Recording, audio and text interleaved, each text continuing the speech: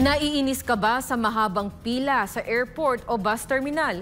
Naranasan mo na bang maiwan ng flight dahil sa mabagal na proseso ng inspeksyon?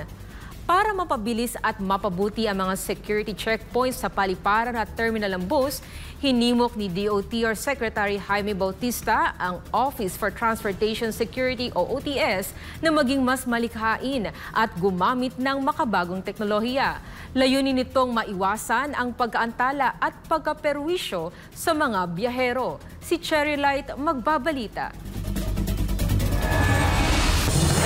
Sa isang pagpupulong kasama ang mga tauhan ng Office for Transportation Security, hinimok ni Transportation Secretary Jaime Bautista ang pamunuan na gumawa ng mga interactive na kampanya, mobile application para sa kaligtasan at mga exhibit sa mga terminal para mas maunawaan ng publiko ang kahalagahan ng mga hakbang sa seguridad. Sinabi rin ni Bautista na mahalaga ang pagbuo ng tiwala at pakikipagtulungan sa pagitan ng publiko at ng mga otoridad sa seguridad.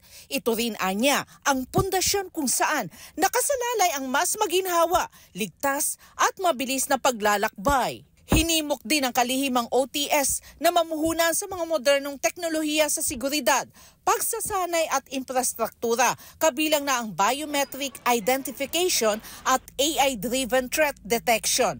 Anya ang pagbabago ay dapat maging pangunahing bahagi ng estratehiya sa seguridad. Binigyan din ang kalihimang malagang papel ng Office for Transportation Security sa pagpapanatili ng kaligtasan sa transportasyon. Hindi sapat na tumugon lamang ang OTS kapag may banta. Kailangan nilang maunahan ito para magawa ito. Kailangan nilang maging mas malikain at magkaroon ng mga bagong programa na magpapataas ng kamalayan sa seguridad ng mga biyahero at mga tauhan ng transportasyon. Ang edukasyon at pag-abot sa publiko ay mga epektibong paraan upang maunawa ng mga taong dahilan ng mga protokol sa seguridad.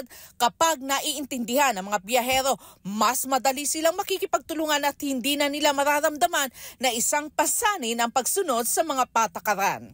Ang Office for Transportation Security ay may mahalagang papel sa pagtiyak ng kaligtasan at seguridad ng mga pasahero at mga empleyado sa paliparan. Kabilang na dito ang pag-screen ng mga pasahero at bagahe, pag-i-inspeksyon at paggamit ng X-ray machines at metal detectors. Para sa Diyos at sa Pilipinas kung mahal, Cherry Light, SMNA News.